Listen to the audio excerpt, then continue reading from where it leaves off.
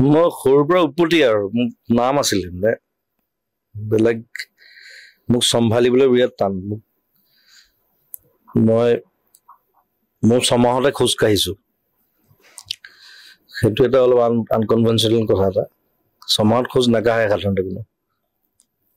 ছমাহত মই খোজ কাঢ়ি দিলো তাৰপিছত মোক মায়ে মানে উৎপাতৰ কোবত মানে মই 4-5 বছৰমান বয়সলৈকে মোক ভৰিত জোনগা বান্ধি থয় গম পাই থাকিবলৈ মানে তাৰ পিছৰখিনিতো আৰু বেলেগ আৰু বিচাৰি ফুৰিব লাগে গছৰ ওপৰত ক'ৰবাত কিবা কিবি আৰু মুঢ়া এটাৰ ভিতৰত ভৰাই থৈ দিয়ে মুঢ়া এটা ডাঙৰ মুঢ়া এটা উল্টাই পেলাই তাত ভৰাই পেলাই মুঢ়াটো বান্ধি দিয়ে খুটা এটা তাত মই ওলাব নোৱাৰো তেনেকুৱা কাহিনী ঢেৰ আৰু মাক বহুত অত্যাচাৰ কৰিলো আৰু দেউতালো বাৰু চাকৰিত ওলাই যায় দিনৰ উৎপাতবোৰ দেউতাই নেদেখে মানে সেইকাৰণে পিটন খাইছো বহুত মাৰ দেউতা নাই পিঠা কিন্তু দেই মায়ে বহুত পিটিলে আৰু সেই ঝেঙে আৰু সৰুৰ পৰা স্কুলতো মাৰপিট খালি মই বাচি যাওঁ মানে কি মই সৰুৰ পৰা গান গাওঁতো ছাৰহঁতে মানে বাইদেউহঁতে গানটো ভাল গাওঁ তবলা ভাল বজাওঁ নাটক কৰোঁ সেইটো কাৰণে মোৰতো মাফ হৈ যায় আৰু খুব বেছি কাণত ধৰাই পেলাই থিয় কৰাই থৈ দিয়ে অলপ দেৰি জ্বলাই খাইছো গোটেই এতিয়াও কিছুমান টিচাৰ্ছ আছে মই কৰিমগঞ্জত পঢ়া বেছিকে ক্লাছ 7 লৈকে আৰু মোৰ শৈশৱটো মানে অলপ বেলেগ ধৰণৰতো মই ক্লাছ 3 লৈকে ইংলিছ মিডিয়াম ক্লাছ 4 নাই পঢ়া মই জাম্প মাৰিছো একদম 3 পৰা ডাইৰেক্ট 5 সোমাই দিলোগৈ government school Karimganj Bengali medium class 7 লৈকে তাত 7ৰ আধাৰ পৰা আকৌ ইয়াত বিজনীত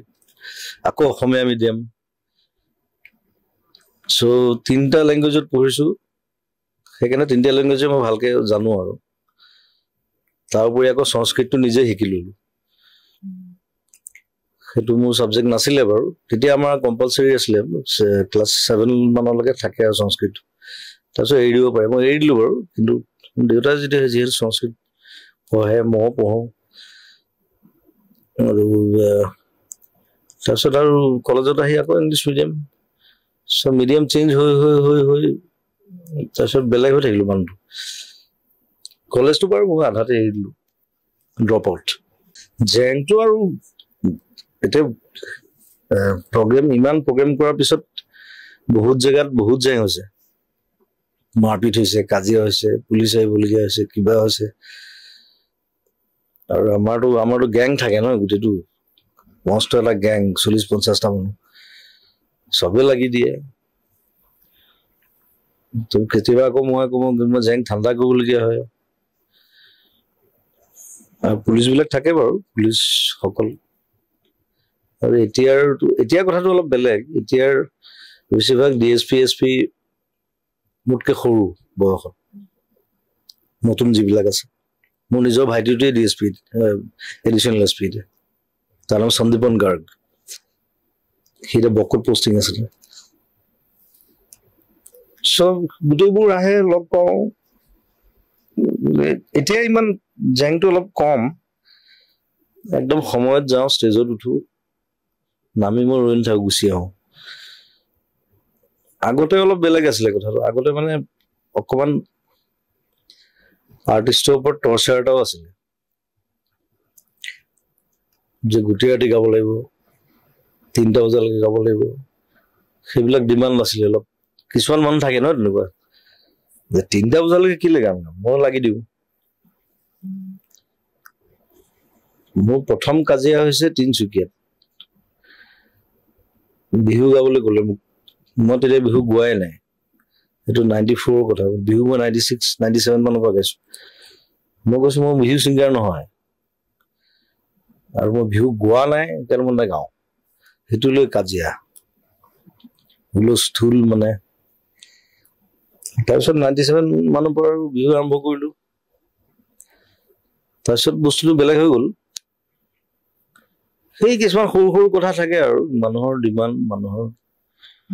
হেৰি আৰু সংগঠনবিলাকৰ ল'ৰাবোৰ বেলেগ বেলেগ থাকে নহয়, কিছুমান ভাল থাকে, কিছুমান বেয়া থাকে। চ' সেইবোৰ বহুত ফেচ কৰিছো আৰু লাইফত, একো নাই, মেনেজ কৰ। কিন্তু মেনেজাৰকেইটা পাগল হৈ যায়, লাষ্টত মই সোমাই দিওঁ আৰু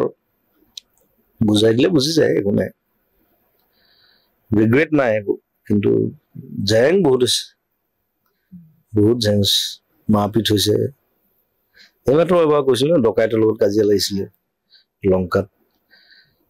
সেইবিলাকো ফেচ কৰিছো। চ' সেই সময়ত আমি বাছত যাওঁ, এখন বাছতে চব যাওঁ, তাতে শুই যাওঁ, তাতে ক'ৰবাত ভোক লাগিলে খাওঁ, ৰওঁ, হোটেল দিয়ে,